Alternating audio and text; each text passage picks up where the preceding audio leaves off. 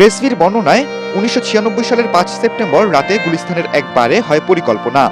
২ লাখ টাকা অগ্রিম, ৪ লাখ টাকা পরে, আর হাতে তুলে দেওয়া হয় দড়ি, সিরিঞ্জ ও রিভলভার। রাত ২:৩০টায় ডন, ডেভিড, ফারুক ও আজিজ ঢোকেন সালমানের বাসায়। ঘুমন্ত সালমানের ওপর ঝাঁপিয়ে পড়েন তারা।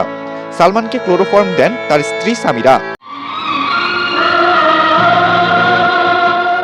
১৯৯৬ সালের ৬ সেপ্টেম্বর ঢাকায় চলচ্চিত্র হারায় তার উজ্জ্বলতম নক্ষত্র সালমান শাহ। সকালে ইস্কাটনের বাসা থেকে উদ্ধার হয় তার ঝুলন্ত মরদেহ। মাত্র ২৫ বছর বয়সে এমন এক মৃত্যু যা আজও ভুলতে পারেনি দেশবাসী। ঘটনার কেটে গেছে ২৯ বছর।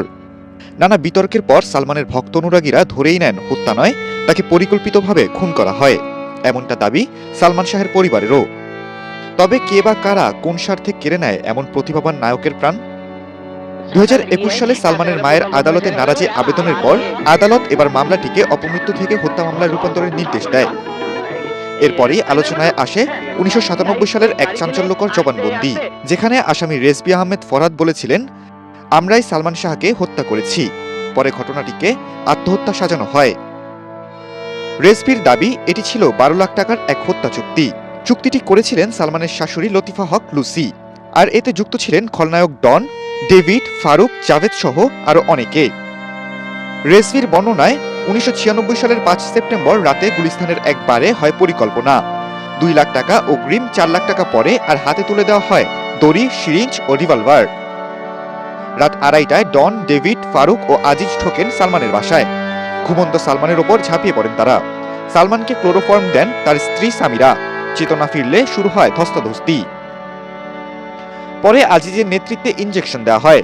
কিছুক্ষণের মধ্যেই থেমে যায় সালমানের নিঃশ্বাস।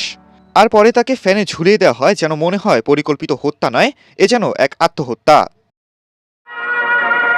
কিনে দেব তোকে আমি প্রাইভেট কার, পাশে রবে দুলা ভাই, আমি ড্রাইভার। প্রায় ৩ দশক কেটে গেলেও সত্য এখনো ঘোলাটে। কিন্তু এবার নতুন আশার আলো। আদালতের নির্দেশে মামলাটি এখন হত্যা মামলা হিসেবে তদন্তাধীন। মোট ১১ জনের মধ্যে প্রধান আসামি সামিরা হক। অন্যদের মধ্যে আছেন Aziz Mohammad, Don, Latifa Haque Lucy, David, Javed, Farooq, Ruby, Sattar, Saz ও রেজভি।